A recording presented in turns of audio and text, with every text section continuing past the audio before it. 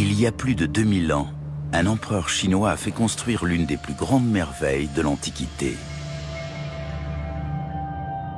Une armée en terre cuite de milliers de guerriers, grandeur nature et prêts à combattre. On avait perdu la trace de ces statues et elles n'ont été retrouvées qu'en 1974. Les dernières découvertes faites sur le site nous permettent enfin de reconstituer leur histoire. On a trouvé des objets archéologiques incroyables. Les conséquences pour l'archéologie sont considérables. C'est une véritable révolution. En cherchant à savoir qui a créé cette armée, comment et pourquoi, on dévoile peu à peu une civilisation extrêmement avancée. L'arbalète chinoise avait 2000 ans d'avance sur son temps. Les armes retrouvées sont impressionnantes de qualité. Impossible de fabriquer une flèche plus performante. Et la technologie moderne révèle un empire dont la grandeur égalait celle de Rome.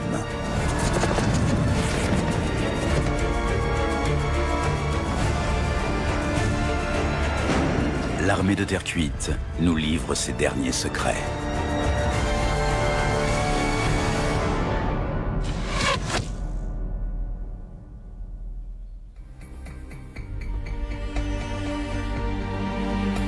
Elle est considérée comme la 8e merveille du monde. Près de 8000 guerriers grandeur nature, fabriqués en terre cuite et voués à l'immortalité.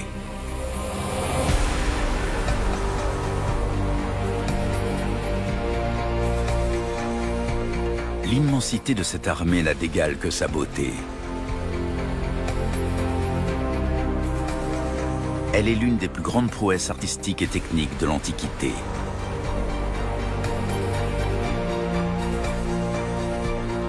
C'est un formidable déploiement de fantassins, de chevaux et de chars.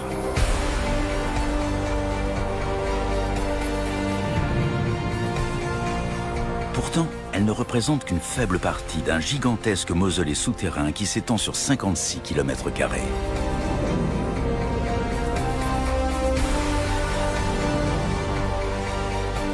Des centaines de tombes remplies non seulement de guerriers de terre cuite, mais aussi de sculptures d'animaux, d'acrobates, de fonctionnaires et de musiciens. Des fosses funéraires où des hommes et des chevaux ont été enterrés vivants. Elle date du IIIe siècle avant notre ère et entoure un mystérieux tumulus.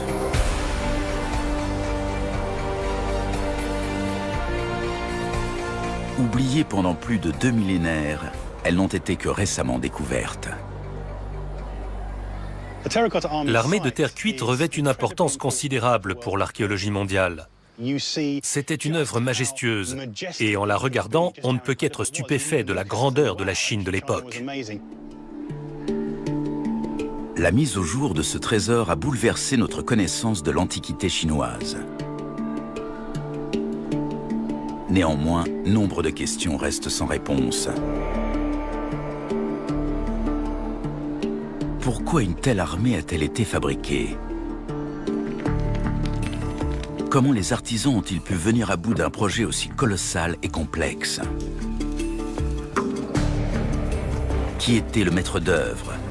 Et quel a été le destin du premier empire chinois?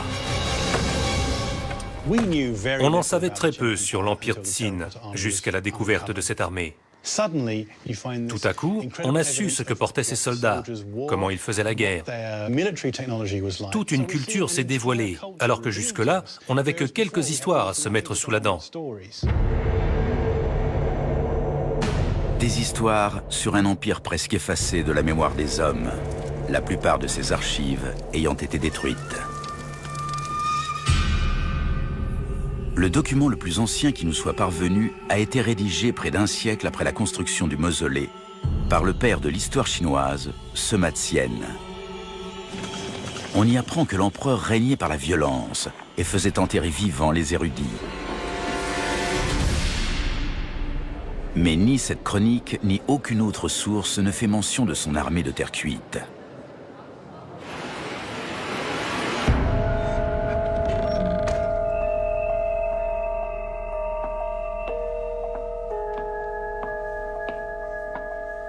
Ces soldats ont été enterrés il y a plus de 2000 ans. Puis, ils sont tombés dans l'oubli. Personne n'a jamais eu vent de leur existence.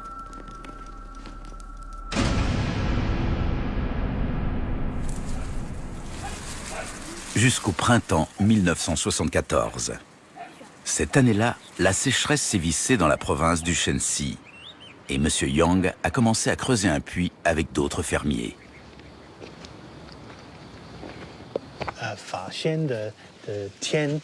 Il raconte la suite à l'historien Jonathan Clements. En creusant, ils sont tombés sur ce qu'ils ont d'abord pris pour une poterie. Et aussi sur des objets en bronze. Ils ont remonté de quoi remplir des charrettes entières de morceaux de terre cuite.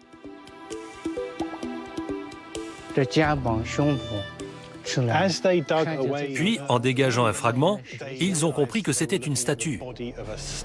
Ils avaient déterré le haut de l'armure et un bras.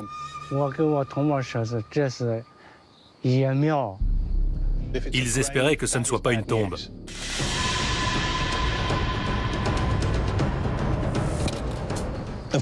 Bien sûr, ils ignoraient que c'était la plus grande découverte archéologique effectuée en Chine depuis un siècle et qu'elle nous en apprendrait autant sur le premier empereur.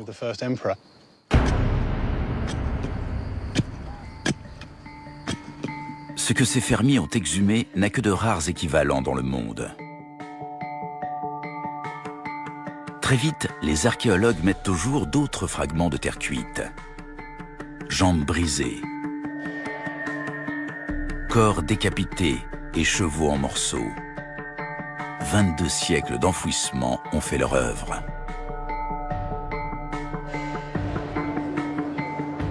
Toute une armée, avec ses milliers de soldats et ses centaines de chars, a été enterrée dans 3 grandes fosses protégées par un toit.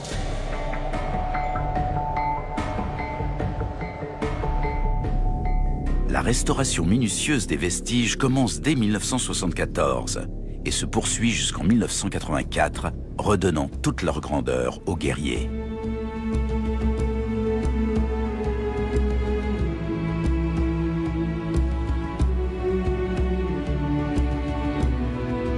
À ce jour, plus de 1100 statues ont été remises en état et ont retrouvé leur place dans la fosse numéro 1, la plus grande des 3. Mais elles ne représentent qu'une fraction du nombre total de 6000 soldats qui seraient enterrés ici. Quelques 2000 soldats supplémentaires sont enfouis dans les fosses numéro 2 et numéro 3. On a trouvé des objets archéologiques incroyables. Il est impossible de savoir ce que renferme le reste du complexe funéraire. En effet, comme l'explique le professeur Cao, le directeur du musée, les archéologues ne sont pas au bout de leur surprise.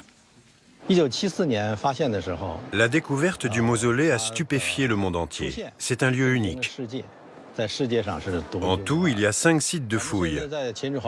Et une nouvelle campagne d'excavation de la fosse numéro 1 a commencé en 2009.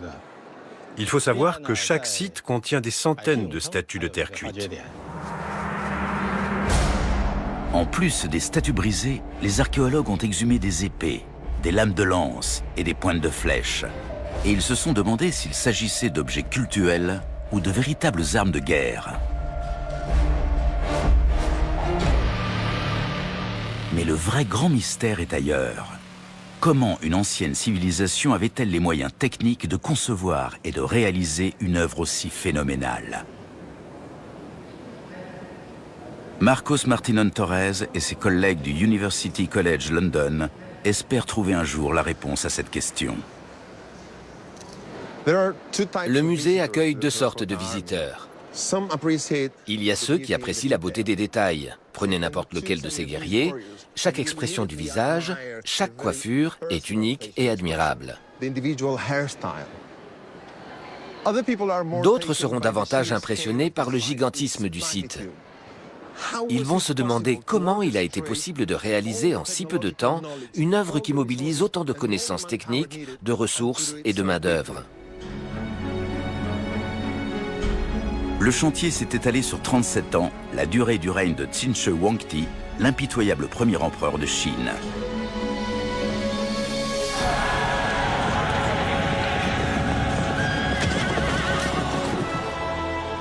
le grand historien Sema Tsien nous dit dans ses mémoires que Tsinshe Wangti a été couronné en 246 avant notre ère.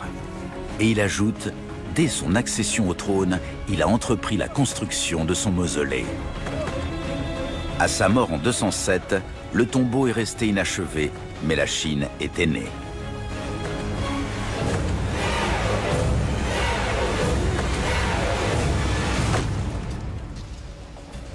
Un vrai miracle, lorsqu'on sait que pendant plus de 2 siècles, le petit État de Tsin et ses 6 puissants voisins n'avaient cessé de se faire la guerre.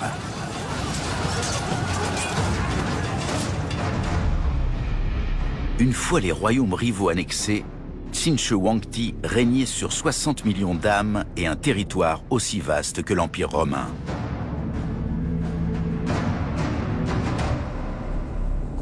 Il a imposé l'universalité de la loi, ainsi qu'une monnaie unique, et fait construire des routes à travers tout l'Empire. La Chine doit son nom à son premier empereur. Et le problème pour les Chinois d'aujourd'hui, c'est d'accepter l'idée que c'était un tyran, que des centaines de milliers de personnes ont souffert et sont mortes durant son règne. Parmi ces crimes, l'historien Sema Tsien cite le massacre de prisonniers de guerre, les autodafés de livres et l'assassinat des opposants. Mais il y a aussi des aspects positifs. Il a unifié ces États disparates avec des langues et des systèmes d'écriture différents et les a obligés à être chinois. Voici le tumulus. Pour consacrer son œuvre, l'empereur a fait édifier le plus grand mausolée du monde. Des études récentes et les fouilles en cours révèlent que le site est bien plus vaste que ne le pensaient les premiers archéologues. Nos relevés sont très précis. On a commencé par indiquer les sites connus, comme la fosse numéro 1. Puis on a intégré peu à peu les éléments très intéressants qui ont été mis au jour plus récemment.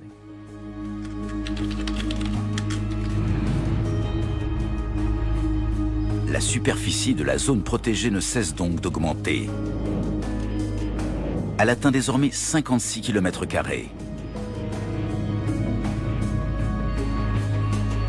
Au centre du site se trouve l'immense tombe de l'empereur.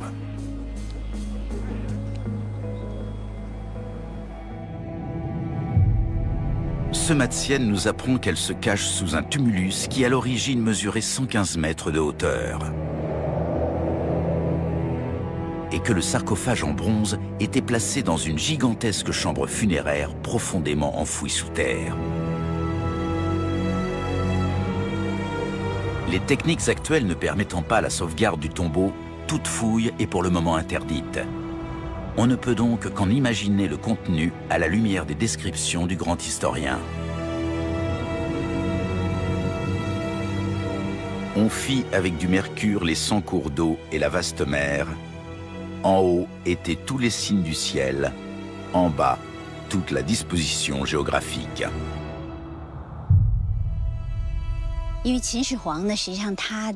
L'empereur pensait qu'il pouvait emporter ses biens dans l'au-delà.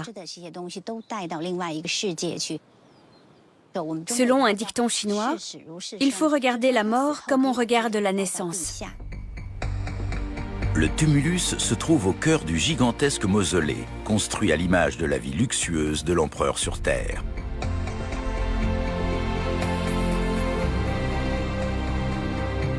D'immenses barrages détournaient le cours des rivières. Des centaines de sépultures renfermaient des chevaux. En tout, le complexe comportait plus de 600 tombes et fosses funéraires.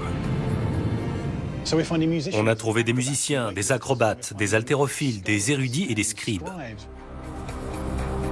Plus qu'un mausolée, c'est un palais, un lieu de plaisir pour l'au-delà. 2 petits chars permettent à l'âme de l'empereur de voyager.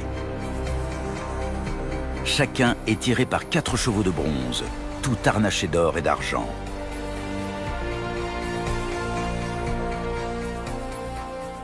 Il voulait jouir de ses biens dans l'autre monde. Il a donc placé les guerriers en terre cuite à l'est du site pour qu'ils le protègent après sa mort.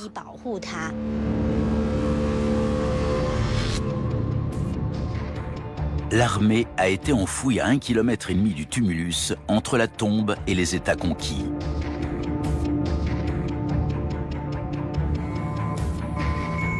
Car Tsin Shwe Wangti pensait que les esprits de ses nombreuses victimes chercheraient à se venger. Et que grâce à ses légions de gardes fidèles, sa protection serait assurée jusqu'à la fin des temps. Rangés en ordre de bataille, ces guerriers combattraient toutes les forces de l'enfer.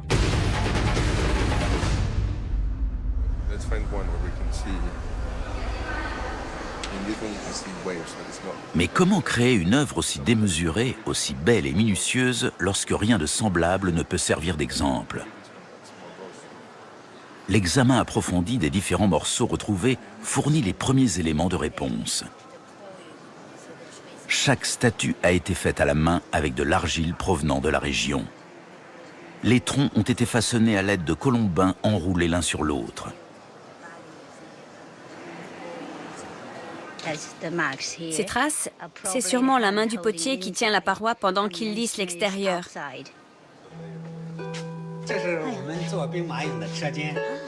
Aidé du conservateur du musée, M.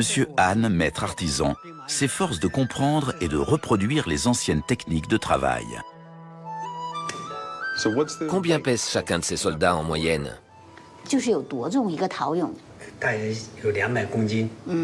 Dans les 200 kilos. 200 kilos, c'est très lourd. Oui, c'est beaucoup. Les bras, les mains et les têtes étaient moulés. Et on fabriquait les jambes à l'unité ou par paire. Ce procédé permettait de façonner plusieurs types de pièces qu'on rattachait ensuite au tronc selon différentes combinaisons. De quoi créer toute une armée. Archers, fantassins, cavaliers, généraux et autres officiers, et conducteurs de chars, avec leurs chevaux. On garnissait le moule d'argile, puis la pièce était mise à sécher avant d'être enfournée.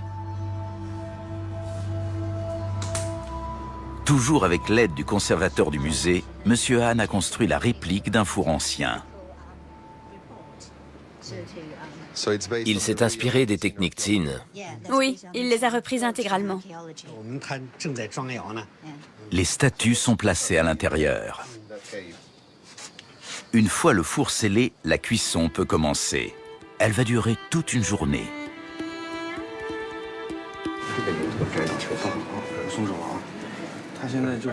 Rassembler les différents fragments d'une statue brisée constitue la première étape de sa restauration. Cette opération permet un examen minutieux des pièces dont elle révèle peu à peu l'incroyable variété. Elle est presque parfaite.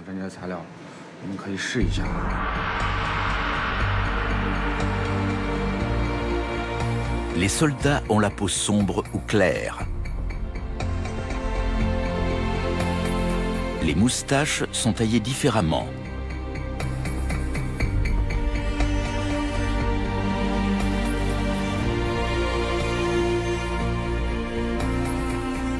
La forme des yeux varie.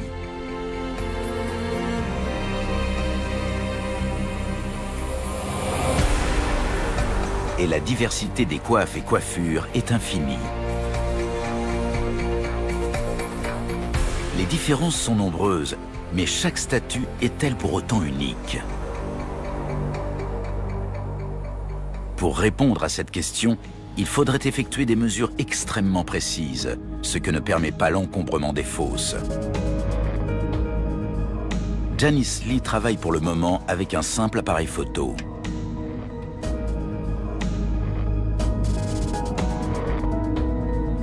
Ensuite, un procédé révolutionnaire permettra à partir de ces photos en 2D de générer des modèles en 3D en vue d'une comparaison précise.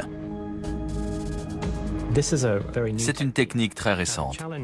Le problème pour les archéologues a toujours été que la réalisation de modèles en 3D coûte cher et nécessite un équipement complexe. Désormais, de simples photos suffisent. Les conséquences pour l'archéologie sont considérables. C'est une véritable révolution. C'est Andrew Bevan qui, au University College London, procède à la modélisation des statues en terre cuite. On s'intéresse aux modèles en 3D uniquement à des fins d'analyse. Notre objectif est de comparer les têtes des guerriers. Or, pour effectuer une analyse statistique, on n'a pas besoin des vraies statues. Des modèles en 3D suffisent. Le taux de recouvrement entre les photos doit être élevé, car le logiciel les balaye toutes afin de définir différentes caractéristiques reconnaissables. Le lobe de l'oreille, par exemple. L'ordinateur compare les photos et met en correspondance les dites caractéristiques. Il crée ensuite ce qu'on appelle un nuage de points épars, à partir duquel sera élaboré un modèle plus complexe. L'ordinateur organise ces points dans un espace tridimensionnel, puis les relie entre eux pour reconstituer la tête du guerrier. Peu à peu, on voit la tête qui se dessine.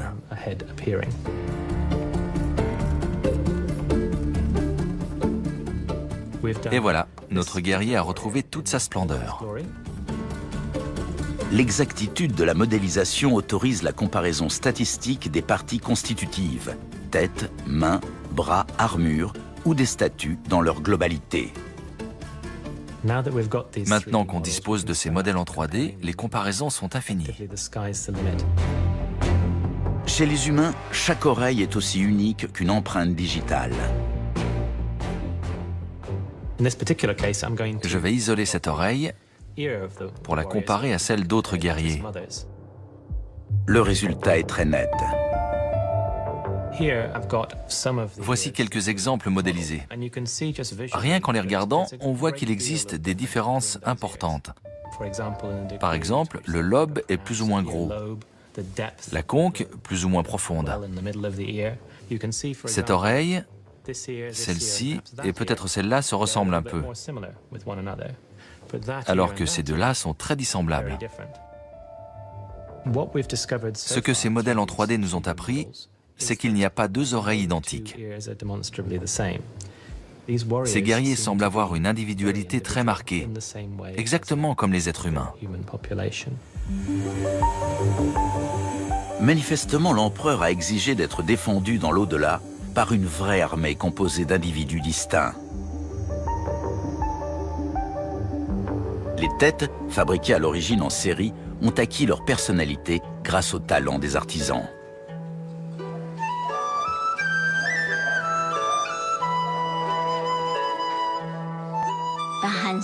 Le travail de M. Han nous montre très précisément comment ont été fabriquées ces statues il y a 2000 ans.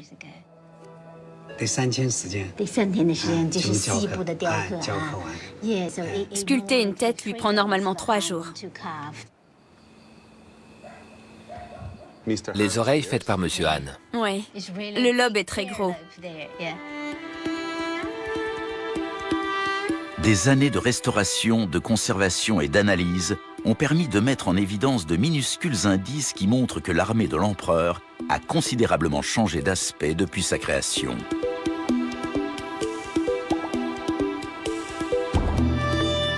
Nombre de fragments portent des traces de peinture défraîchie, la preuve qu'à l'origine, les guerriers et les chars étaient richement décorés.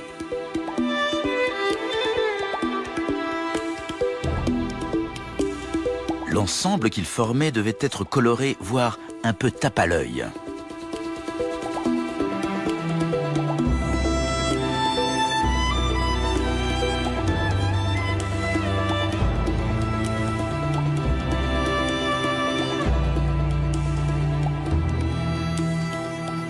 Pour la première fois, il est possible de montrer à quoi ressemblait cette armée il y a 2200 ans.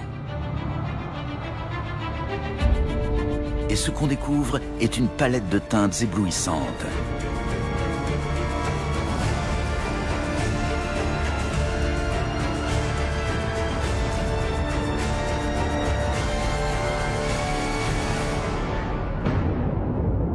Aujourd'hui encore, malgré le manque de couleurs, l'effet est saisissant. À l'époque, cette armée devait être terrifiante, car tous les guerriers étaient armés d'arbalètes, d'épées, de lances et de hallebardes. Des milliers de lames et de pointes de flèches en bronze ont en effet été découvertes éparpillées à leurs pieds.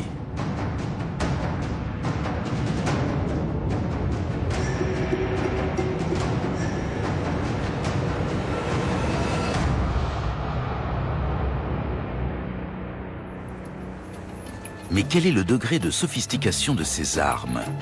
Et comment ont-elles été fabriquées? Seul un examen au microscope permet de le savoir. Janice Lee s'est approprié une technique dentaire novatrice qui prévoit l'utilisation de la silicone comme matériau de prise d'empreinte. On commence d'abord par prendre l'empreinte des lames. Et ensuite, on les étudie au microscope électronique à balayage. De cette façon, on sait très précisément comment elles ont été aiguisées. Cette technique présente un deuxième avantage. Elle permet d'étudier les objets sans les abîmer. La lame étant grossie 80 fois, ce que montre l'écran ne représente qu'une section d'1,5 mm de côté. Et une conclusion s'impose aux chercheurs. 2200 ans plus tard, les lames sont encore très coupantes. Ces traits parallèles très fins sont le signe d'un énorme travail d'affûtage. Ces armes peuvent servir, et elles sont meurtrières.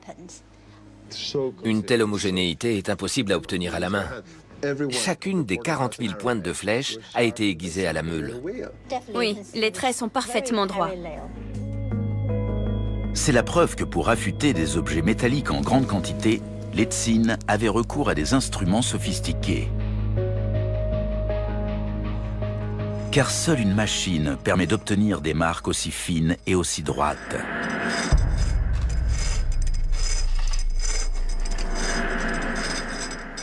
Un disque de pierre actionné par une pédale.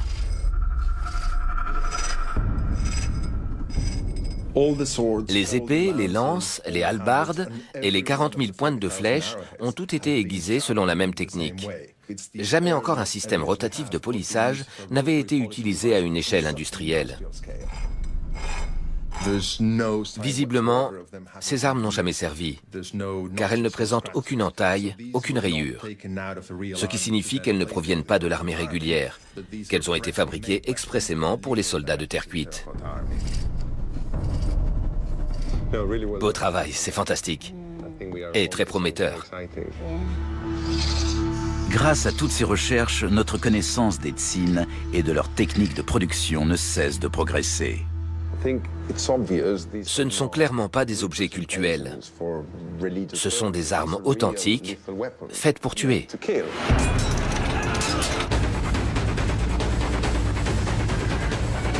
Les soldats de l'empereur Tsin défilent en ordre de bataille. Les fantassins au centre portent une hallebarde. Cette arme, désormais disparue, mesurait environ 2 mètres de long et remplissait plusieurs fonctions. Comme l'explique l'historien militaire Mike Lodes, elle était la meilleure défense de l'armée Tsin contre son pire ennemi, la cavalerie.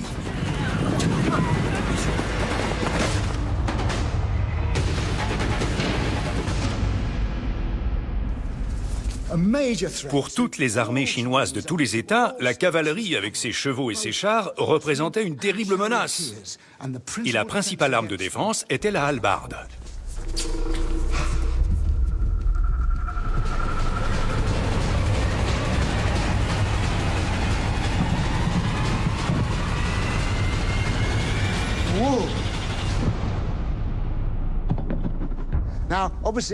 J'ai dû stopper mon cheval, sinon il se serait empalé sur la lame. C'est la principale fonction de la hallebarde. Elle est munie d'un fer, cette pièce latérale. Si je lançais ma monture à pleine vitesse sur une rangée de hallebardiers, elle se ferait embrocher et s'arrêterait net, ce qui au passage éviterait à l'ennemi de se faire piétiner. Le fer peut également servir à couper les jarrets du cheval. Et maintenant, mettons que le cheval échappe à la hallebarde. Je fonce avec ma lance, le hallebardier se sert de son arme pour en soulever la pointe. Et voilà ce que ça donne. Il fait pression sur ma gorge, me jette à terre, et là, la mise à mort est immédiate.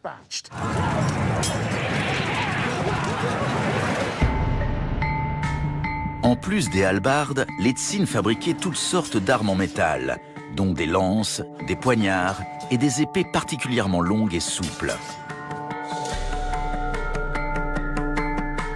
Mais il est un domaine de l'armement où les anciens Chinois avaient la suprématie absolue, l'archerie.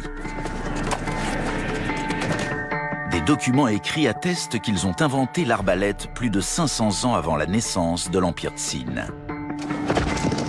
Et que l'arme a évolué au point de devenir la plus efficace de l'époque. Sur les champs de bataille chinois, des pluies de flèches s'abattent sur les combattants, une rafale après l'autre.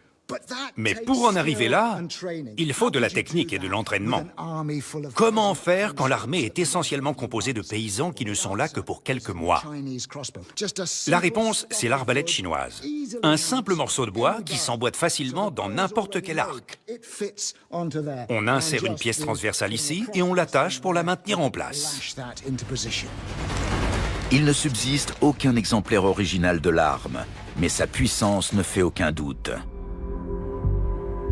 Des rangées d'arbalétriers forment l'avant-garde de l'armée enterrée, ce qui montre leur importance. Leurs armes sont tombées en poussière, et tout ce qu'il en reste, ce sont ces étranges objets métalliques retrouvés dans les fosses. A priori, ces morceaux de bronze ne ressemblent à rien qu'on connaisse. Mais une fois assemblés, ils forment un mécanisme extraordinaire. Voici la détente d'une arbalète, un des mécanismes tridimensionnels les plus sophistiqués de l'Antiquité. Alors qu'elles sont fabriquées en série à une échelle gigantesque, toutes les pièces doivent s'emboîter à la perfection. Dans les annales de Lubuwei rédigées durant le règne du premier empereur, il est dit que si l'alignement des éléments n'est pas parfait, la détente de l'arbalète ne fonctionnera pas. La fabrication et l'assemblage exigeaient un degré de précision absolue.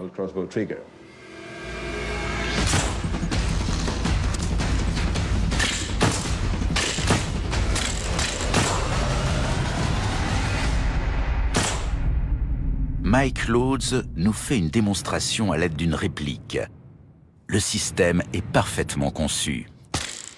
Le coup de génie a été de fabriquer un modèle standard en bronze à des centaines de milliers d'exemplaires. Les pièces sont simples et interchangeables. Elles se démontent et se montent très facilement. Une fois assemblées, la détente s'insère simplement dans une fente creusée dans l'arbrier. Et voilà, votre arbalète est prête à tirer. Ce mécanisme révolutionnaire est solidement maintenu en place. Il permet de bander l'arc en toute sécurité avant de libérer sa puissance. Ce mécanisme apparemment simple a 2000 ans d'avance sur son temps.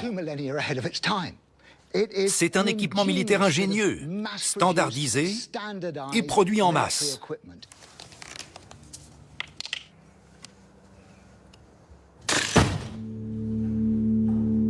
Mais ce qui fait de l'arbalète une arme meurtrière, ce sont les flèches. Plus de 40 000 ont été exhumées sur le site. En voici quelques-unes provenant d'un carquois qui en contenait 100. Elles ont été découvertes ici, dans la fosse numéro 1. Marcos Martinon Torres est un des premiers à utiliser en archéologie un spectromètre à fluorescence X. Et ce qu'il a découvert sur l'art de la métallurgie Tsin est époustouflant. Cet appareil est le moyen le plus simple, le plus rapide et même le moins cher de déterminer la composition chimique d'un élément. Son utilisation en archéologie est récente et ça révolutionne nos méthodes d'analyse des matériaux. Le spectromètre a révélé que presque toutes les armes des soldats de terre cuite sont en bronze, un mélange de cuivre et d'étain. Logiquement, les flèches devraient être fabriquées à partir d'un seul et même type d'alliage. L'analyseur nous donne la recette utilisée pour façonner les différentes parties de l'arme. La pointe de la flèche, et puis la tige, qui s'insère dans une hampe en bambou plus longue. La tige contient 3% d'étain, 1% de plomb et le reste, c'est du cuivre. La teneur en étain et en plomb est donc relativement faible. On retourne la flèche et on constate que la quantité d'étain est plutôt élevée, environ 20%, ce qui donne un alliage extrêmement dur. Une plus grande teneur en étain rend les pointes de flèche plus robustes et plus coupantes. A l'inverse, une tige contenant peu d'étain sera plus souple et moins susceptible de se briser au moment de l'impact. Aucune pointe de flèche en bronze ne surpassera celle-ci en qualité. Dans ce domaine, impossible de faire mieux. Mais comment les armuriers sont-ils parvenus à combiner deux alliages dans une même arme?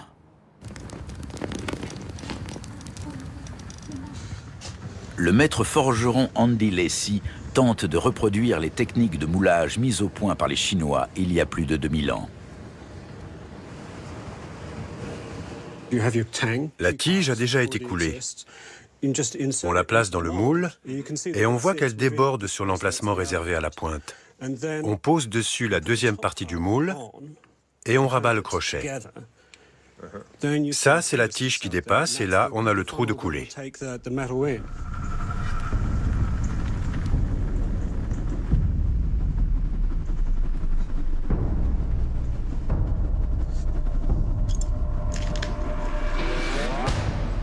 Ah oui, ça ressemble bien à une pointe de flèche.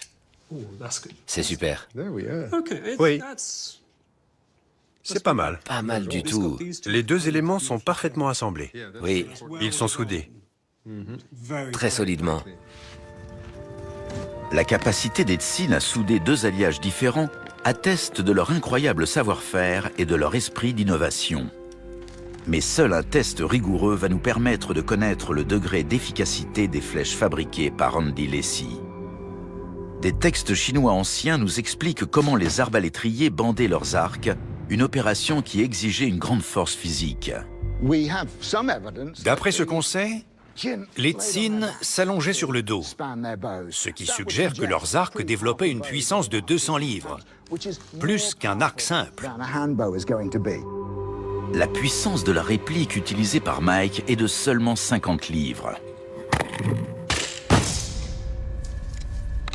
Elle est donc bien inférieure à celle d'une arbalète Tsin authentique. Avec ça, il faut exercer une force plus de 4 fois supérieure. Le résultat d'une expérience menée avec cette arbalète moderne sera par conséquent bien plus fidèle à la réalité. Contre une cible en gel balistique, l'effet est dévastateur. Mais contre une armure chinoise. Voilà le type d'armure que va devoir traverser ma flèche. Elle est composée d'une couche de plaques qui se chevauchent. Dessous, on a une deuxième couche, en tissu cette fois. D'ailleurs, ça se voit que les soldats de terre cuite ont des vêtements très épais. L'armure est un système multicouche, dur à l'extérieur, molle en dessous. Et en dernier, ils devaient porter un manteau de feutre. Nous, derrière tout ça, on a ajouté un morceau de porc censé représenter le corps humain. Donc, ce qu'on attend d'une pointe de flèche, c'est qu'elle vienne se planter dans la cible. Je retire le cran de sûreté. Elle s'est enfoncée. Ça a marché. Regardez ça. Elle a transpercé l'armure. En fait, elle a tout traversé. La viande de porc, et la voilà. De l'autre côté. Incroyable. L'efficacité de l'arbalète Tsin est confirmée par ce crâne également découvert sur le site. On y voit profondément fichée dans l'os la pointe d'une flèche. Les royaumes combattants se sont fait la guerre pendant plus de 2 siècles et au cours d'une bataille, les Chou ont vaincu les Tsin. Mais en 223 avant notre ère, ces derniers ont pris leur revanche. Sur les rives du Yangtze, ils ont entraîné dans un piège la gigantesque armée Chou que devait anéantir la puissance dévastatrice de leurs archers.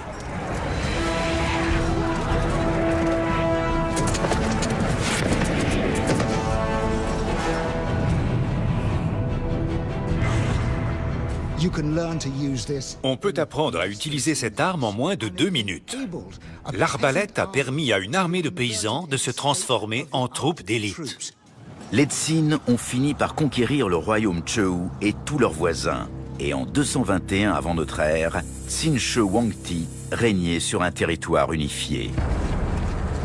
Le grand historien Sima Qian raconte comment le premier empereur est devenu de plus en plus tyrannique, faisant interdire toute opposition et brûlant les archives. Tous les livres de l'Empire ont été détruits. Ce sont des milliers de documents perdus à jamais. Une terrible catastrophe pour la Chine et pour les historiens chinois.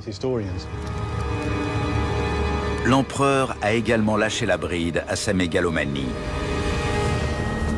700 000 travailleurs ont été employés de force à l'agrandissement de son tombeau.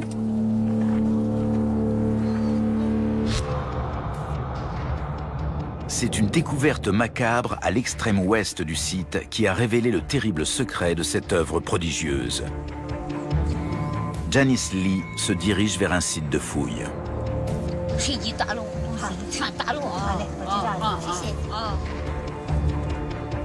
Dans ces vergers ont été mises au jour les tombes des ouvriers. Tous ces hommes, femmes et enfants morts à la tâche.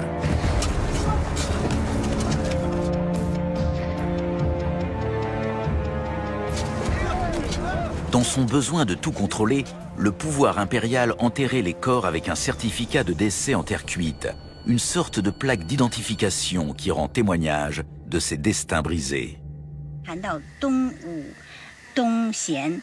Cet homme s'appelait Bu Ganjiu et il devait de l'argent à l'État. C'est pour payer sa dette qu'il est venu travailler sur le chantier du mausolée.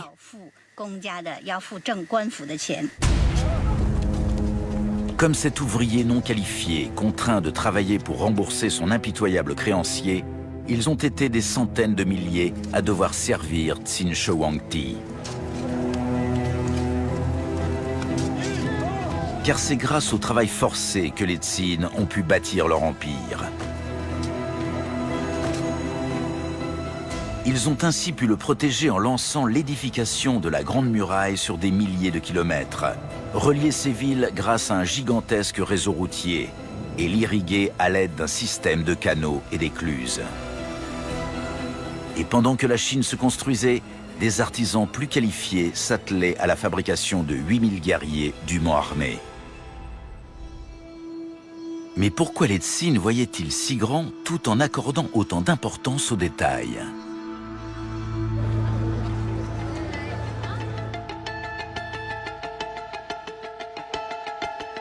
Les travaux des chercheurs permettent enfin de comprendre comment la main-d'œuvre était organisée et contrôlée.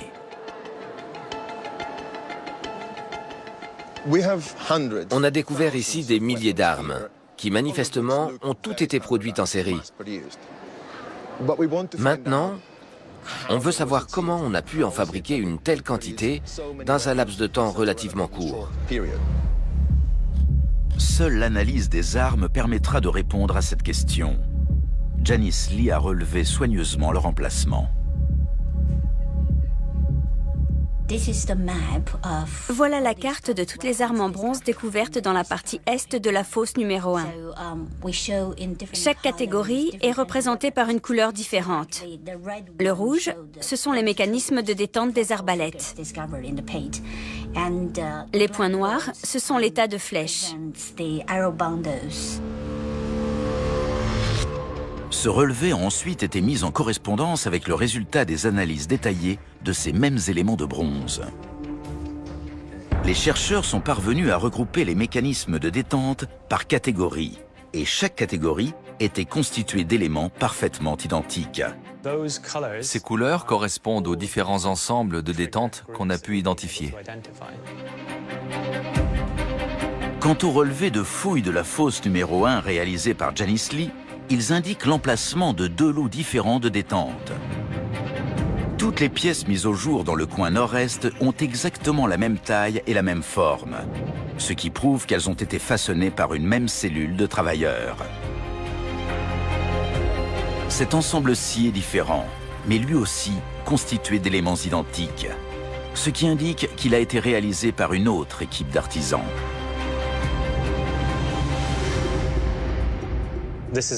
Différentes cellules fabriquent des armes en bronze indépendamment les unes des autres. Cette organisation exige une main-d'œuvre multitâche capable de fabriquer une épée aujourd'hui, une arbalète demain et une hallebarde après-demain, selon les besoins et l'avancée des travaux. La clé de la réussite résidait donc dans une flexibilité rendue possible par le savoir-faire d'artisans structurés en cellules. Janice Lee a découvert des preuves supplémentaires de ce système d'organisation en déchiffrant les inscriptions gravées sur les lames. Ces dernières, qui servent à indiquer le nom des artisans, révèlent toute une politique de contrôle effroyable. Voici un organigramme établi par Janice à partir des inscriptions sur les hallebardes. Il nous donne le nom de chaque travailleur employé pendant telle ou telle année du règne. Au-dessus, on a les chefs d'équipe. Et encore au-dessus, les fonctionnaires, qui sont chapeautés par Lu Buwei, alors Premier ministre de l'empereur. Les artisans étaient ainsi obligés de signer tout ce qu'ils fabriquaient. Rien n'était donc plus facile que de retrouver l'auteur d'une pièce défectueuse. Certains considèrent que ce système de contrôle se fondait sur le principe de la carotte et du bâton. On ne sait pas trop ce qui servait de carotte, mais on sait en quoi consistait le bâton. Si une arme présentait une malfaçon quelconque, on pouvait directement incriminer le travailleur nommé Jing, par exemple, et lui demander des comptes. La création d'une armée immortelle destinée à défendre le premier empereur dans l'au-delà exigeait la perfection absolue, une perfection qui s'obtenait par la terreur. L'État Qin ne considérait pas seulement le vol et le meurtre comme des délits. L'incompétence aussi était un crime. Un ouvrier dont le travail ne répondait pas aux normes de qualité se voyait infliger un châtiment barbare. Mutilation, torture, exécution. Ce n'était là qu'un des aspects de la doctrine d'État imposée par les Qin dans tout l'Empire. Cette doctrine s'appelait le légisme et elle était terrifiante.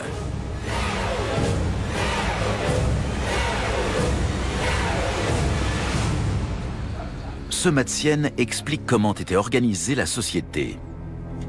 L'empereur a ordonné que la population soit divisée en ensembles de 10 et de 5 unités et que ces ensembles se surveillent mutuellement et soient responsables les uns des autres. Les groupes de 5 ou 10 foyers étaient forcés de se dénoncer entre eux. Et si on ne livrait pas l'auteur d'un délit dans une cellule de travail, toute l'équipe était punie. L'armée et la société étaient organisées selon ce mode cellulaire. Et il est donc fort probable que les forgerons et les potiers de l'Empire Qin l'aient été également. C'était une société cruelle et violente, fondée sur la dénonciation. Et tout le monde était terrorisé. « 477 inscriptions gravées sur les statues viennent confirmer cette organisation cellulaire de la main-d'œuvre. On y découvre le nom de 85 contremaîtres, dont chacun dirigeait une équipe de 10 artisans qualifiés. Ces derniers étaient recrutés dans les ateliers du palais ou ceux de la région. Ces minuscules détails prouvent que le système mis en place par l'État Qin permettait la production en masse d'armes de bronze, mais aussi de statues dotées chacune de son individualité. Ainsi surveillée, la main-d'œuvre était trop effrayée pour commettre des erreurs.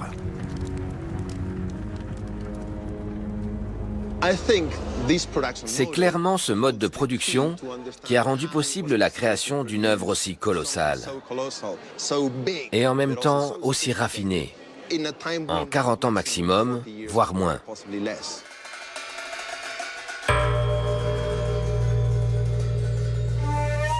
Le premier empereur est mort en 210 avant notre ère, 11 ans après avoir conquis tous les royaumes voisins.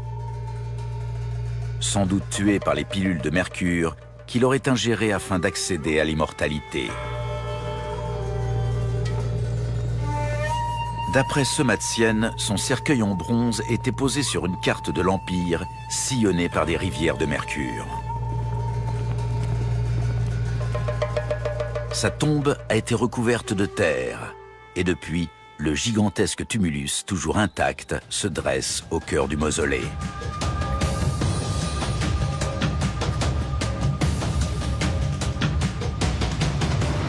Ce lieu exceptionnel témoigne de l'ingéniosité et de la férocité d'un peuple qui a bâti un empire aussi puissant que Rome. Sa construction a été rendue possible grâce à un système de fabrication toujours en usage aujourd'hui et à la production d'un bronze que seul un nouveau métal, l'acier, surpasserait par la suite en qualité. 2200 ans plus tard, l'Empire Tsin continue de prospérer. Les bouleversements qu'il a connus expliquent qu'un petit royaume ait donné naissance au pays qui sera la prochaine superpuissance économique de la planète, la Chine.